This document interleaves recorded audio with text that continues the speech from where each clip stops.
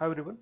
तो आज के वीडियो में बात करते हैं कि 5 ऐसे रीजंस जिसकी वजह से एथर के जो ओनर्स है वो एथर से नाराज़ है। और वो 5 रीजंस मैंने एथर के फोरम से उठाए हैं, जहाँ पे जो लोगों ने एथर खरीदी है वही लोग सिर्फ बात कर सकते हैं या फिर डिस्कशन स्टार्ट कर सकते हैं। तो जिन लोगों ने एथर पिछले 2-3 साल से खरीदी है वो सब लोग वहाँ पे आके कमेंट करते हैं या फिर क्वेश्चंस रेज करते हैं। तो वहाँ से मैंने 5 पॉइंट्स उठाए हुए हैं। तो जो लोग एथर लेने का सोच रहे हैं या फिर जो लोग कुछ महीनों से एथर चला भी रहे हैं उनके लिए ये पॉइंट्स बहुत यूजफुल होने वाले हैं। तो चलिए फिर हम लोग स्टार्ट करते हैं एक एक पॉइंट से। तो सबसे पहला पॉइंट ये है कि आप सबको पता है कि दिसंबर ऑफर्स चल रहे हैं। बहुत सारी ईवी कंपनीज दिसंबर में कुछ ऑफर्स कस्टमर को दे रही है ताकि उनका जो स्टॉक है वो क्लियर हो जाए और उनको भी प्रॉफिट अच्छा हो जाए। तो लेकिन एथर की तरफ से एक ऐसी ऑफर चलाई गई है कि जो एक्सटेंडेड वारंटी एथर ऑफर कर रहा है वो भी कम्प्लीटली फ्री एक्सटेंडेड वारंटी वो कस्टमर्स को ऑफर करा है जो लोग दिसंबर में एथर स्कूटर को परचेस करते हैं। लेकिन इसके ऊपर बहुत भारी डिस्कशन चल रहा है फोरम पे कि जिन लोगों ने लेट से एथर को नवंबर में खरीदा है या फिर 30 नवंबर को भी खरीदा है वो लोग भी इस ऑफर का जो है फ़ायदा नहीं ले पाए। और स्पेशली जो लोग एथर जनरेशन 3 को ओन करते हैं, जिन्होंने अभी पिछले 4-5 महीनों में स्कूटर को खरीदा है, वो भी लोग इस ऑफर का नहीं ले पाए बेनिफिट, बिकॉज जस्ट कि दिसंबर में एथर ने ऑफर को स्टार्ट किया।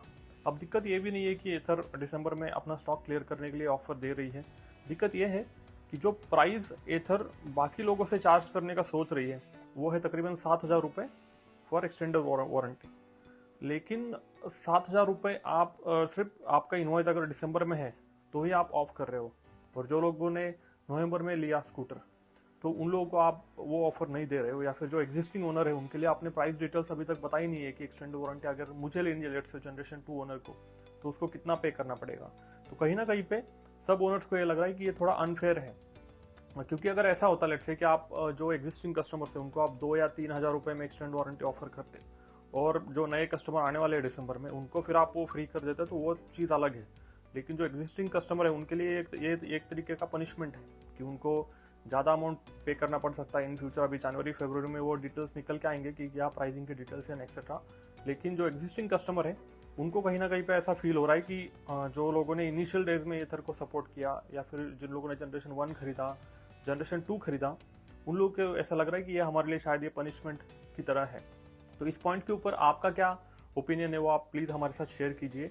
तो पॉइंट नंबर 2 के बारे में हम लोग बात करते हैं कि जैसे कि आपको पता है कि ये एथर का जनरेशन 3 है, ओला का जनरेशन 1 चल रहा है और बाकी भी बहुत कंपनीज है जिनका एटमैक्स जनरेशन 2 चालू है। जैसे कि आपका टीवीएस हो गया तो उसका iQube का जनरेशन 2 अभी वो बेच रहे हैं। तो एथर इन सब में एक पुराना प्लेयर है जिसने जनरेशन 1, जनरेशन 2 और जनरेशन 3 लॉन्च किया है। लेकिन अभी भी जो एक्सेसरीज है वो काफ़ी लिमिटेड है। जो ऑफिशियल एक्सेसरीज है उनके बारे में मैंने वीडियो बना के रखा है, आप जाके देख सकते हो, वो भी काफ़ी एक्सपेंसिव है। लेकिन वो उनमें से भी जो इंपॉर्टेंट एक्सेसरीज है जैसे कि साइड स्टेप है वो सिर्फ जनरेशन 3 के साथ कंपैटिबल है। मतलब जो एग्जिस्टिंग ओनर है जनरेशन 1, जनरेशन 2 के, उनको वो साइड स्टेप फिट नहीं होता है। तो और बाकी जो एक्सेसरीज जैसे कि आपका स्टैंड हो गया, सेंट्रल स्टैंड हो गया, या फिर और भी बाकी जो एक्सेसरीज जो जनरली ईवी ओनर्स या फिर स्कूटर ओनर एक्सपेक्ट करते हैं कंपनी से, वो भी अभी तक एथर ने लॉन्च नहीं की है। तो कहीं ना कहीं पे हमें ऐसा लगता है कि इन्होंने और थोड़ी एक्सेसरी लॉन्च करनी चाहिए थी जिससे कि कस्टमर के भी हेल्प हो जाती। और इनको बहुत टाइम मिला, इनको तकरीबन 3 साल मिले हैं कि जहाँ पे वो लोग थोड़ा रिसर्च करके अच्छे एक्सेसरीज लॉन्च कर सकते थे। इसकी जो कंपटीशन है ओला, उसने अभी वो जनवरी फरवरी में वो लोग एक्चुअल में एक्सेसरीज जो है वो बेचने वाले हैं। अब एथर के साथ दूसरी दिक्कत ये भी है कि जो ऑफिशियल एक्सेसरीज है उसकी प्राइस काफ़ी ज़्यादा है, तो वो भी कहीं ना कहीं पे कस्टमर के लिए थोड़े अफोर्डेबिलिटी लिमिट के ऊपर चली जाती है। तीसरा रीज़न के बारे में हम लोग बात करते हैं वो है कि एथर को अभी इतने साल हो गए मार्केट में, फिर भी एथर क्रूज कंट्रोल जैसा फीचर नहीं दे पाया है अपने स्कूटर में। एथर का जो स्कूटर है वो ऐप स्कूटर है, उसका भी ऐप आता है, उसका डैशबोर्ड है। तो क्रूज कंट्रोल उन लोगों ने ऑफर करना चाहिए था, एटलीस्ट 450X के साथ तो क्रूज कंट्रोल देना चाहिए था। लेकिन अभी भी फोरम के ऊपर बहुत लोग डिस्कस करते हैं क्योंकि एथर अपने स्कूटर को ये कह के बेचता है कि हमारा जो स्कूटर है वो लॉन्ग राइड्स के लिए बना हुआ है, 100 किलोमीटर का रेंज देता है। अभी जनरेशन 3 के साथ तो 100 से भी ऊपर की रेंज देता है। लेकिन उसके साथ एथर जो लेने वाले लोग हैं ना, उनमें से बहुत लोग ऐसे हैं कि जो हाईवे पे चलाते हैं गाड़ी और जिनका कम्यूट डेली 40-50 किलोमीटर से ज़्यादा है। तो उन लोगों को भी आपने अभी तक क्रूज कंट्रोल का फीचर ऑफर नहीं किया है, जो कि आपके हीरो में आता है, हीरो ऑप्टिमा में मिलता है वो फीचर। आपको वही फीचर जो है वो आपको बाउंस इन्फिनिटी ऑफर करती है। वही फीचर आपको बाकी जो कंपनी है ओला S1 Pro आपको ऑफर करती है।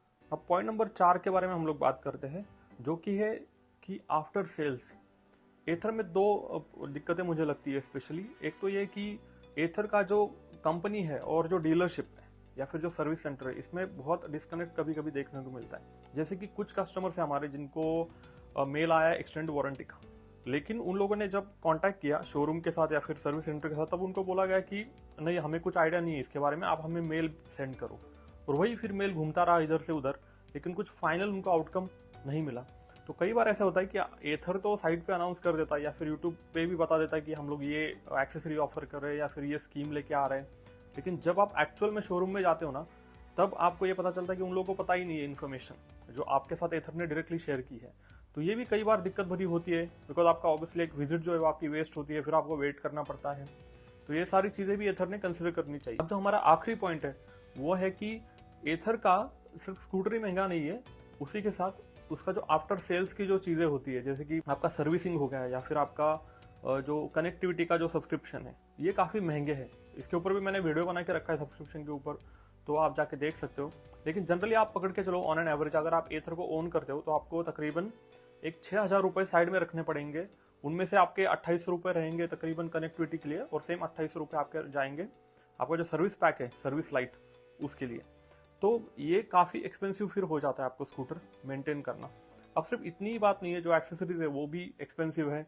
और एथर काइंड ऑफ आइसोलेशन में काम कर रहा है। जैसे कि आप देख सकते हो कि एथर के साथ एक भी सर्विसिंग फ्री नहीं है, तो फर्स्ट सर्विस भी फ्री नहीं देता है एथर। लेकिन आप अगर ओला के साथ जाओगे तो फर्स्ट ईयर का जो सर्विसिंग है वो काइंड ऑफ फ्री है आपको। तो ये भी दिक्कत है, ओला ने अभी तक कनेक्टिविटी के लिए कुछ चार्ज नहीं किया है, लेकिन यहाँ पे एथर जो है वो 31 दिसंबर दिस ईयर 2022 से आपको जो है वो चार्ज करना चालू करने वाला है।